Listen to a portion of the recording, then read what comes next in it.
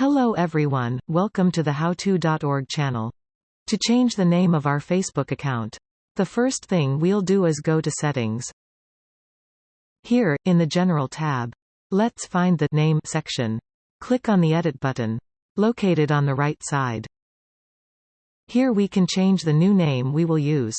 We should not use random words or special characters. They are not allowed. If we modify it now, we will have to wait 60 days to change it again. I'm going to make some small modifications in my name. Middle is optional. Then we click on Review Change. Here we can choose the order of the words. I will leave the first one activated. Then, we must enter our password for security. Finally, click on Save Changes. Our name has already been changed quickly. Thank you for watching our video, we hope it helped you a lot.